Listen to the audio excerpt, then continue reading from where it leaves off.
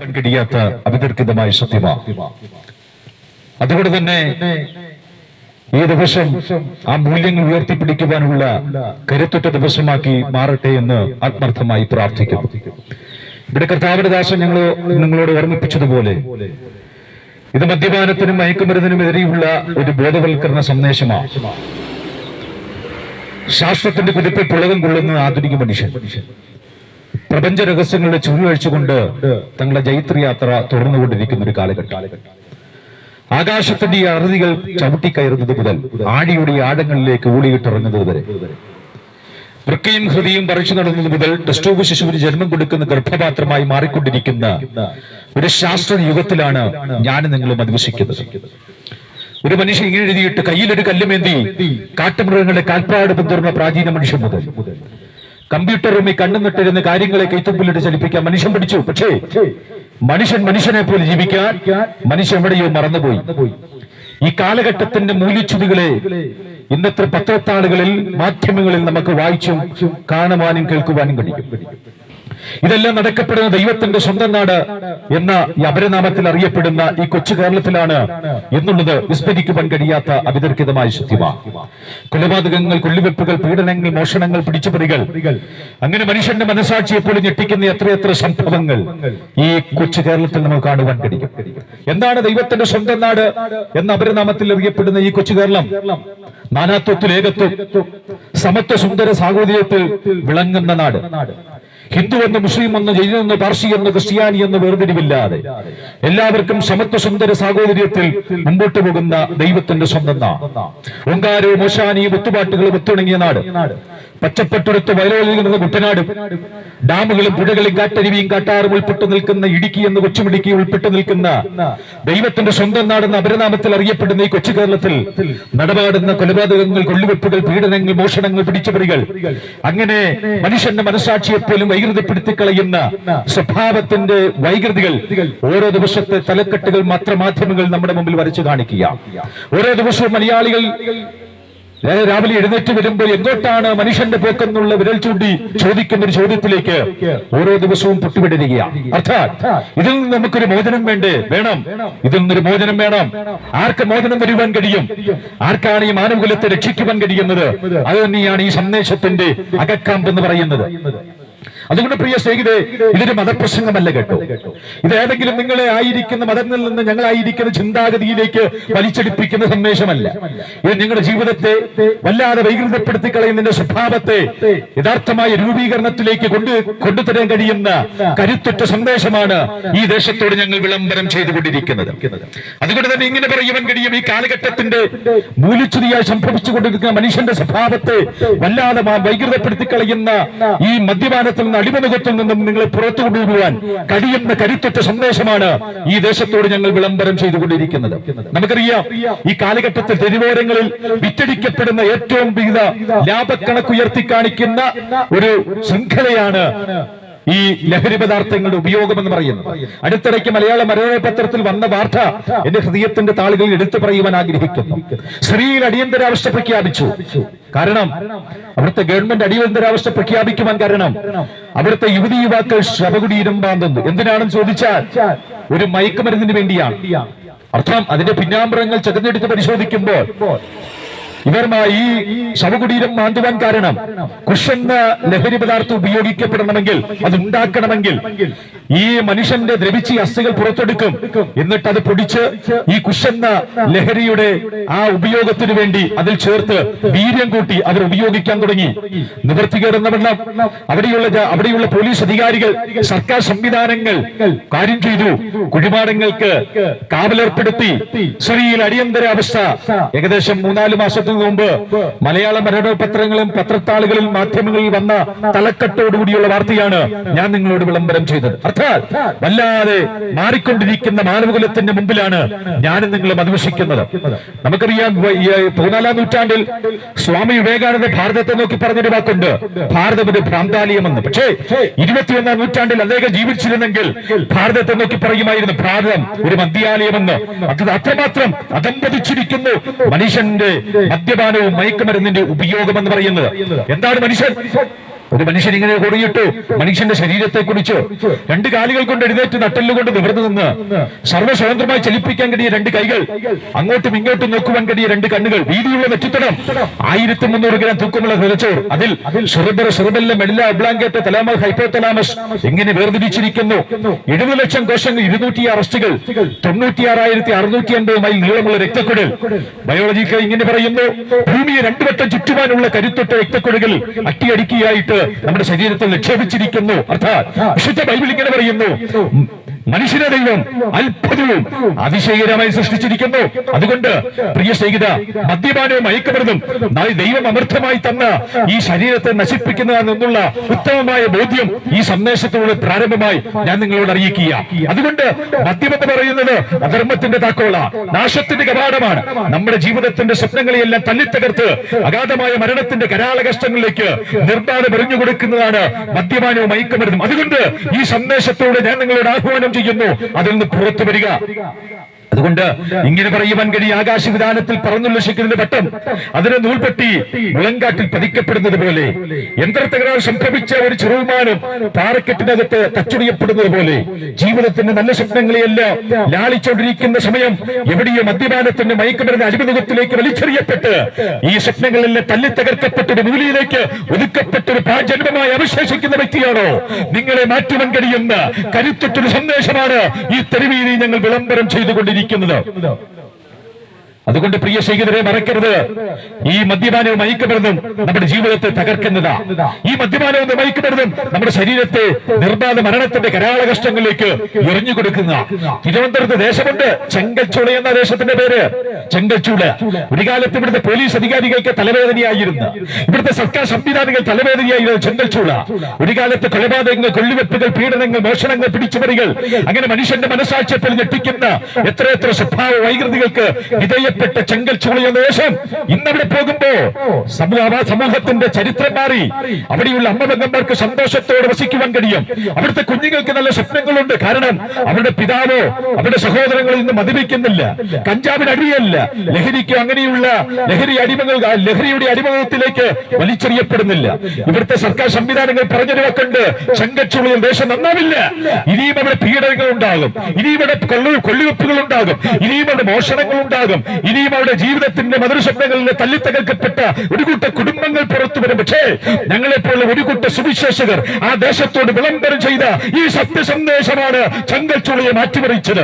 ഇന്നവിടെ തലവേദനയില്ലാത്ത, ഇന്നവിടെ നല്ല കുഞ്ഞുങ്ങൾ നല്ല സ്വപ്നങ്ങളെല്ലാം സാക്ഷാത്കരിച്ചുകൊണ്ട് മുമ്പോട്ട് പോകുമ്പോ ഇവിടുത്തെ സർക്കാർ സംവിധാനങ്ങൾ തലവേദനയായിരുന്ന, ഇവിടുത്തെ പോലീസ് അധികാരികൾ തലവേദനയായിരുന്ന ചെങ്കൽച്ചൂളയെ മാറ്റിയത് ഇവിടുത്തെ മതമല്ല കേട്ടോ, മതത്തിന്റെ ചിന്താഗതികളല്ല, മറിച്ച് ഞങ്ങൾ ഉയർത്തിപ്പിടിക്കുന്ന സാക്ഷാൽ രക്ഷകന്റെ സന്ദേശമാണ് ചെങ്കൽച്ചൂളയെ മാറ്റിയത്.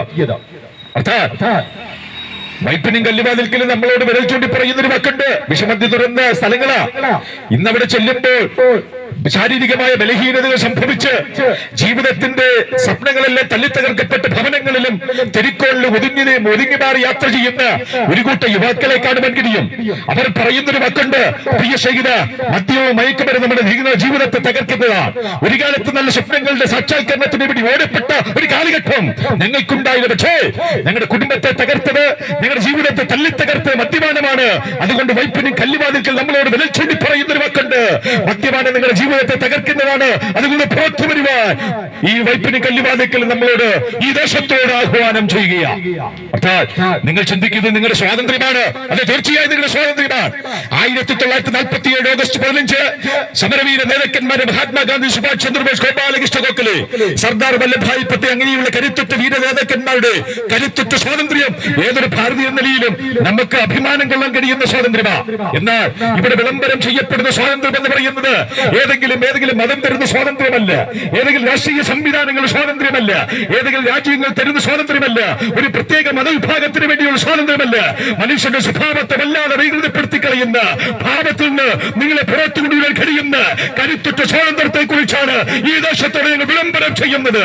അത് തരാൻ കഴിയുന്ന ഇവിടുത്തെ ഏതെങ്കിലും രാഷ്ട്രീയ സംവിധാനം കഴിയില്ല, ഏതെങ്കിലും മതത്തിന്റെ ചിന്താഗതികൾക്ക് കഴിയില്ല, ഏതെങ്കിലും മതത്തിന്റെ വ്യക്തികൾക്ക് കഴിയില്ല. ഇത് തരാൻ കഴിയുന്ന കരുത്തനായ ഒരുവനെ ഈ ദേശത്ത് ഞങ്ങൾ പരിചയപ്പെടുത്തുന്നു. അവന്റെ പേര് സാക്ഷാൽ യേശുക്രിസ്തു എന്ന നാമമല്ലാതെ മറ്റൊരു നാമമില്ല. അതുകൊണ്ടാണ് ഇത്ര ആർജവത്തോടെ ഈ സന്ദേശം കൈമാറുവാൻ കാരണം. അതുകൊണ്ടാണ് ഈ സന്ദേശം ഇത്രത്തോടെ വീര്യത്തോടെ പറയുവാൻ കാരണം. ഒരു കാലത്ത് ഞങ്ങളുടെ മാതാവിന് നല്ലൊരു മകനായിരുന്നില്ല, ഞങ്ങളുടെ ഭാര്യയ്ക്ക് നല്ലൊരു ഭർത്താവായിരുന്നില്ല, ഞങ്ങളുടെ കുഞ്ഞുങ്ങൾക്ക് നല്ലൊരു പിതാവായിരുന്നില്ല, ഞങ്ങളുടെ സമൂഹത്തിന് നല്ലൊരു പൗരനായിരുന്നില്ല. പക്ഷേ ഞങ്ങളെ മാറ്റിയത് ഇവിടുത്തെ രാഷ്ട്രീയ സംവിധാനങ്ങളായിരുന്നില്ല, ഞങ്ങളെ മാറ്റിയത് ഇവിടുത്തെ മതത്തിന്റെ ചിന്താഗതികളായിരുന്നില്ല, ഞങ്ങളെ മാറ്റിയത് ഞങ്ങളുടെ ഭാര്യയ്ക്ക് നല്ല ഭർത്താവിനെ മടക്കി കൊടുത്തത്, ഞങ്ങളുടെ കുഞ്ഞുങ്ങൾക്ക് നല്ല പിതാവിനെ മടക്കി കൊടുത്തത്, ഞങ്ങളുടെ സമൂഹത്തിന് നല്ല പൗരനെ മടക്കി കൊടുത്തത്. ഞങ്ങൾ എന്തിനേറെ പറയുന്നു, ഞങ്ങളുടെ കുഞ്ഞുങ്ങൾക്ക് നല്ല പിതാവിനെ മടക്കി കൊടുത്തത് ഇവിടുത്തെ സംവിധാനങ്ങളൊന്നുമല്ല. പാപത്തിന്റെ പടുകുടിയിലേക്ക് ആണ്ടുപോയപ്പോ സ്വാതന്ത്ര്യം എന്ന കരുത്തോടുകൂടി ഇന്ന് ഈ സന്ദേശവുമായി ഈ ദേശത്ത് വിളംബരം ചെയ്യുവാൻ കാരണം ഞങ്ങളുടെ പിറകിൽ ചലിക്കപ്പെടുന്ന ഒരു യേശു കർത്താവാണ്. ആ യേശു കർത്താവാണ് ഈ സ്വാതന്ത്ര്യത്തിന്റെ നായകൻ എന്ന് പറയുന്നത്. അപ്പോൾ നിങ്ങളുടെ അകത്തളങ്ങളിൽ ചോദിക്കുന്ന ഒരു ചോദ്യമുണ്ട്, യേശുവാരാ?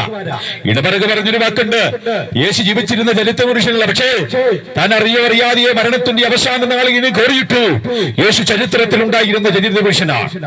നെപ്പോളിയൻ പാട് പറഞ്ഞൊരു വാക്കുണ്ട്, യേശു ജീവിച്ചിരിപ്പില്ല എന്ന് പറയുന്ന വിഡ്ഢികൾ കണ്ടേക്ക്, അതിൽ നിന്നല്ല ഞാനും ശീശ്വരൻ ജീവിച്ചിരിപ്പില്ല എന്ന് പറയുന്നതായിരിക്കും. ഞങ്ങൾ സൈനിക ബാഹുല്യം കൊണ്ട് സാമ്രാജ്യങ്ങൾ സ്ഥാപിച്ചു, പക്ഷേ അതെല്ലാം തച്ചുടിയപ്പെട്ടു പോയി. പക്ഷേ യേശു സ്നേഹം കൊണ്ട് സാമ്രാജ്യങ്ങൾ സ്ഥാപിച്ചു, അതിന്ന് നിലനിൽക്കുന്നു. അപ്പോൾ യേശു ആരാണ്? യേശു ആരല്ല. പ്രാരംഭമായി പറയട്ടെ, യേശു ക്രൈസ്തവ ദൈവമൊന്നുമല്ല കേട്ടോ. യേശു ഏതെങ്കിലും മതം സ്ഥാപിച്ചിട്ടില്ല, യേശു ഏതെങ്കിലും മതം സ്ഥാപിച്ചിട്ടില്ല. ഒരു കൂട്ടം ചിന്താഗതികൾ ഇന്ന് സമൂഹത്തിലുണ്ട്, യേശു ക്രൈസ്തവയുടെ മാത്രം ദൈവമാണ്. അല്ല, യേശു ക്രൈസ്തവയുടെ ദൈവമല്ല, അവൻ ലോകരക്ഷകനാണ്, അവൻ വീണ്ടെടുപ്പുകാരനാണ്, അവൻ രക്ഷിതാവാണ്, അവൻ ലോകത്തിന്റെ മാനവകുലത്തിന്റെ പാപത്തിന്റെ വിമോചകനാണ്. ഈ സാക്ഷാൽ യേശു ക്രിസ്തു. അപ്പോ യേശുവാരല്ല, യേശുവാരാ? ഒന്ന് ചിന്തിക്കുക, യേശുവാരല്ല, യേശുവാരാ? യേശു മതത്തിന്റെ നേതൃത്വത്തിന് മുമ്പിൽ നിന്ന് അണിനിരുന്ന മത നേതാവാണോ? അല്ല. യേശു വിപ്ലവത്തിന് വേണ്ടി വീര്യം കൊടുത്ത് വിപ്ലവഗാനങ്ങൾ ഏറ്റുപാടിയ വിപ്ലവകാരിയാണോ? അല്ല. യേശു ഏതെങ്കിലും മതത്തിന് നേതൃത്വം കൊടുത്തിട്ടില്ല, യേശു വിപ്ലവങ്ങൾക്ക് നേതൃത്വം കൊടുത്തിട്ടില്ല, ഏതെങ്കിലും കരുത്തുറ്റ പ്രസ്ഥാനങ്ങളുടെ ഉപജ്ഞാനമല്ല യേശു. പിന്നെ യേശു ആരാണ്? അതിന് ഉത്തരം കെട്ടുകൊള്ളുക.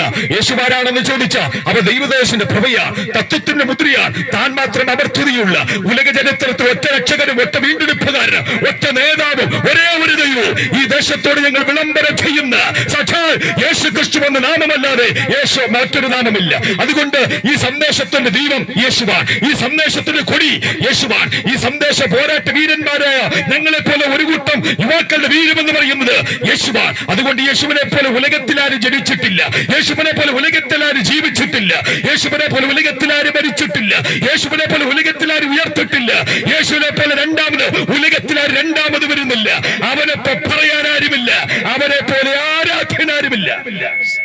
അതാണ് ഇത്ര ആർജവത്തോടെ ഈ സന്ദേശം കൈമാറുവാൻ കാരണം. സ്വാതന്ത്ര്യത്തിൽ നിന്ന് യഥാർത്ഥമായ സ്വാതന്ത്ര്യം എന്ന് പറയുന്നത് മനുഷ്യന്റെ സ്വഭാവത്തെ വല്ലാതെ വൈകൃതപ്പെടുത്തി കളയുന്ന ഭാവത്തിൽ നിന്ന് നിങ്ങളെ പുറത്തു കൊണ്ടുവരിക എന്നുള്ളതാണ് യഥാർത്ഥമായ സ്വാതന്ത്ര്യം. അത് തരാൻ കഴിയുന്ന ഇവിടുത്തെ പ്രസ്ഥാനങ്ങളില്ല കേട്ടോ. ഇവിടുത്തെ ഏതെങ്കിലും മതത്തിന്റെ തത്വചിന്തകൾക്ക് ഈ സന്ദേശം കൈമാറുവാൻ കഴിയില്ല. കാരണം യേശുവിന് മാത്രമേ ഈ സന്ദേശം കൈമാറുവാൻ കഴിഞ്ഞിട്ടുള്ളൂ. അതുകൊണ്ട് ഇങ്ങനെ പറയുന്നു, കാലത്തകമെങ്കിൽ കന്യകയിൽ പൂജാതനായ ക്രിസ്തു കാലങ്ങൾ കൊണ്ട് മനുഷ്യ ചെയ്ത ഭാവത്തിന്റെ കണക്ക് തീർക്കാൻ കാരുണ്യവാണികളുടെ മുമ്പിൽ കൈകാൽ വിരിച്ചു കൊടുത്ത കരുണാമയനായ ക്രിസ്തു അവനെയാണ് ഈ ദേശത്തിന് പെരുമാറി ഞങ്ങൾ ഉച്ചൈശ്വരം വിളിച്ചു പറയുന്നത്. ഒന്നുകൂടെ പറയട്ടെ, യേശുവേതെങ്കിലും സംഘടനകൾ സ്ഥാപിച്ചിട്ടില്ല, പക്ഷേ യേശുവിനെ കുറിച്ച് വിളംബരം ചെയ്യുന്ന സംഘടനകൾക്ക് സംവിധാനങ്ങൾക്കോ ഇവിടെ കണക്കുകളില്ല. തിരിക്കരം കൊണ്ടൊരു വാക്ക് പോലും അദ്ദേഹം എഴുതിയിട്ടില്ല. പക്ഷേ അദ്ദേഹത്തെ കുറിച്ച് വിളംബരം ചെയ്ത പുസ്തകങ്ങൾ, ലഘുലേഖകൾ ഇന്ന് സുലഭമാണ്. കോടി പുസ്തകങ്ങൾ അദ്ദേഹത്തെ കുറിച്ച് വിളംബരം ചെയ്യപ്പെടുന്നു. മാനവകുലത്തിന്റെ AD എന്ന് BC എന്ന് നിറകെ രണ്ടായി വിഭജിച്ച് അതിന്റെ നെടുന്തൂണായി വിളങ്ങി നിൽക്കുന്ന യേശു എന്ന ഉലകനായകനെ ഈ ദേശത്ത് ഞങ്ങൾ പരിചയപ്പെടുത്തുന്നത് ഞങ്ങൾക്ക് വളരെയേറെ സന്തോഷമുണ്ട്. ഒന്നുകൂടെ പറയാ, ഈ ഭൂമിയിൽ ഉടലെടുത്തിയ അവതാരങ്ങളില്ല, പാപിയെ നിഷ്കരണം കൊന്നുകളയണമെന്നുള്ള അവതാര പ്രവിയോട് ലോകത്തോട് യാത്ര പറഞ്ഞപ്പോ പാപിയെ സ്നേഹിച്ച് പാപത്തോട് വിട പറയിപ്പിച്ച ഉലകത്തിലൊറ്റ രക്ഷകനുണ്ടെങ്കിൽ ഈ ദേശത്തിന് പെരുമാറി വിളംബരം ചെയ്യുന്ന സാക്ഷാൽ യേശു ക്രിസ്തു എന്ന നാമമല്ലാതെ മറ്റൊരു നാമമില്ല. അതുകൊണ്ടാണ് ഇത്ര ആർജവത്തോടെ ഈ സന്ദേശം വിളംബരം ചെയ്യുവാൻ കാരണം. അതുകൊണ്ട് ഇങ്ങനെ വിളിച്ചു പറയുന്നു, അനന്തത വെടിഞ്ഞ് അവനിയിൽ ആഗമിച്ച് അവനിയിൽ പിറന്നുവിട ജനകോടികൾ അടുക്ക വിളിച്ച് ഇങ്ങനെ പറഞ്ഞു, അധ്വാനിക്കുന്ന ഒരു ഭാരം ചുമക്കുന്ന ഒരു മാളേറെ നിങ്ങളെല്ലാവരും എന്റെ അടുക്കൽ വരിക, ഞാൻ നിങ്ങളെ ആശ്വസിപ്പിക്കാം. ഇങ്ങനെ പറഞ്ഞ് ഏത് ലീഡറുണ്ട് ഇവിടെ? ഏത് വിമോചകനുണ്ട് ഇവിടെ? ഇല്ല. എല്ലാവരും ഒരു കുടക്കീഴിൽ അണിനിരത്തിയ ഒരു വിമോചകനുണ്ടെങ്കിൽ അത് സാക്ഷാൽ യേശു ക്രിസ്തു മാത്രമാണ്. ഇങ്ങനെ വിളംബരം ചെയ്യപ്പെടട്ടെ. വർഗത്തിന്റെയും ജാതിയുടെയും വർണ്ണത്തിന്റെയും പേരിൽ വ്യത്യസ്തമായ വിഭാഗങ്ങൾ വിഭജിച്ച് കാണിക്കുന്ന സമൂഹത്തിൽ എല്ലാവരെയും ഒറ്റ കുടക്കീഴിൽ കൊണ്ടുവന്ന് ഉലക ചരിത്രത്തിൽ ഒറ്റ നാമമുണ്ടെങ്കിൽ, ഒറ്റ വീണ്ടെടുപ്പുകാരനുണ്ടെങ്കിൽ, ഒറ്റ നേതാവുണ്ടെങ്കിൽ ഈ ദേശത്തോട് വിളംബരം ചെയ്യുന്ന സാക്ഷാൽ യേശുക്രിസ്തു എന്ന നാമമല്ലാതെ മറ്റൊരു നാമമില്ല. അതുകൊണ്ടാണ് ഈ സന്ദേശം ഈ തെരുവീതിയിൽ കണ്ടം തൊട്ടുമാറി വിളിച്ചു പറയുന്നത്. ഇവിടുത്തെ ചിന്തകളും ഇവിടുത്തെ രാഷ്ട്രീയ സംവിധാനങ്ങളുമല്ല മരണപ്പുഴിയുടെ കരങ്ങളിലേക്ക് മനുഷ്യനെ നിർബാധം എറിഞ്ഞു കൊടുക്കുകയും തെരുവോരങ്ങ അക്രമത്തിന്റെ കരുത്തുറ്റ കരങ്ങളിലേക്ക് അവരെ വലിച്ചെറിഞ്ഞു കൊടുക്കപ്പെടുകയും ചെയ്യുമ്പോ ഈ നേതാവ് പറഞ്ഞൊരു വാക്കുണ്ട് പത്രോസിനോട്, പത്രോസേ വാളുറയിലിടുക, വാളെടുക്കുന്ന വാളാൽ നശിക്കും. ഇങ്ങനെ പറഞ്ഞ ലീഡറിനെ ഈ ദേശത്ത് നിങ്ങൾ പരിചയപ്പെടുത്തുന്നത് വളരെയേറെ സന്തോഷമുണ്ട്. അതുകൊണ്ട് പ്രിയ സ്നേഹിതരെ മറക്കരുത്, ഇതൊരു മതത്തിന്റെ സന്ദേശമല്ല കേട്ടോ. ഇത് ഏതെങ്കിലും മതത്തിന്റെ ചുറ്റുപാടിൽ നിന്ന് വിളിച്ചു പറയുന്ന സന്ദേശമല്ല, ഏതെങ്കിലും പൈസ കൊടുത്ത് പറയിപ്പിക്കുന്ന ഒരു സന്ദേശമല്ല. പിന്നെയോ ഞങ്ങളുടെ മാറ്റിയ, ഞങ്ങളുടെ ജീവിതത്തിൽ സ്വപ്നങ്ങൾ തന്ന, ഞങ്ങളുടെ ജീവിതത്തെ രൂപാന്തരം വരുത്തിയ കരുത്തുറ്റ സന്ദേശമാണ് ഈ ദേശത്തിന്റെ പെരുമാറി ഞങ്ങൾ ഉയർത്തിപ്പെട്ടത്. അതുകൊണ്ട് നിങ്ങളിരിക്കുന്ന നിങ്ങളൊരു മതത്തിൽപ്പെട്ട വ്യക്തിയോ കർത്താവിന് ചോദിക്കുന്നില്ല. കർത്താവ് ചോദിക്കുന്നു, ഞാൻ ഹൃദയമാണ്. കർത്താവ് ഇങ്ങനെ പറയുന്നു, ഞാൻ ഹൃദയത്തിന്റെ വാതിൽക്കൽ നിൽക്കുന്നു. ആരെങ്കിലും എന്റെ ശബ്ദം കേട്ട് വാതിൽ തുറന്നാൽ ഞാൻ അവനോടും കൂടി അത്താനും കടിക്കും. അതെ പ്രിയ സ്നേഹിത, നിങ്ങളുടെ ഹൃദയത്തിന്റെ ശ്രീകോവിൽ യേശു നിന്ന് മുട്ടുന്നു. നിങ്ങളുടെ ജീവിതത്തിന്റെ മധുരസ്വപ്നങ്ങളിൽ തല്ലി തകർക്കപ്പെട്ട് ഒരുപിടി കയറി ഒരു കുപ്പിവിഷയത്തിലെ ജീവിതം അവസാനിപ്പിക്കാൻ വേണ്ടി നെട്ടോട്ട് പോടുന്ന വ്യക്തിയാണെങ്കിൽ ആത്മഹത്യ അരുത്. നിന്റെ ആത്മാവിന് വിലയേറിയതാണ്. നിന്റെ ആത്മാവ് സർവ്വലോകവും നേടിയാൽ നിന്റെ ആത്മാവിനെ നഷ്ടമാക്കിയാൽ എന്ത് പ്രയോജനമെന്ന് വിശുദ്ധ ബൈബിൾ പറയുമ്പോ നിന്റെ ആത്മാവിന്റെ വലിയ മനുഷ്യനാക്കി ഈ പാപത്തിൽ യഥാർത്ഥമായി സ്വാതന്ത്ര്യനായ രക്ഷകരെ തിരിച്ചറിഞ്ഞുകൊണ്ട് ഈ രക്ഷകരെ ഹൃദയത്തിൽ സ്വീകരിക്കാൻ കഴിയുമെങ്കിൽ ഞങ്ങൾ നിങ്ങൾക്ക് വേണ്ടി ഒരു നിമിഷം പ്രാർത്ഥിക്കാൻ ആഗ്രഹിക്കുന്നു. അതുകൊണ്ട് പ്രിയ സ്നേഹിതരെ, ഈ സന്ദേശത്തിന്റെ കേൾവിക്കായി ഇത്രയും സമയം ശ്രദ്ധിച്ച എല്ലാ ദേശനിവാസികളെയും യേശുക്രിസ്തുവിന്റെ നാമത്തിൽ നന്ദി പറഞ്ഞുകൊണ്ട് ഒരു നിമിഷം ഞാൻ നിങ്ങളോട് പ്രാർത്ഥിക്കുവാൻ ആഗ്രഹിക്കുന്നു. നിങ്ങളുടെ ഹൃദയത്തിന്റെ അൽത്താരയിലേക്ക് യേശു കർത്താവിനെ സ്വീകരിച്ച് രക്ഷകനെ തിരിച്ചറിഞ്ഞ് യഥാർത്ഥമായ സ്വാതന്ത്ര്യത്തിൽ കടന്നു വരുവാനുള്ള ആഹ്വാനത്തോടുകൂടി ഒരു നിമിഷം കണ്ണുകളടയ്ക്കാൻ നമുക്ക് ഒരുമിച്ച് പ്രാർത്ഥിക്കാം.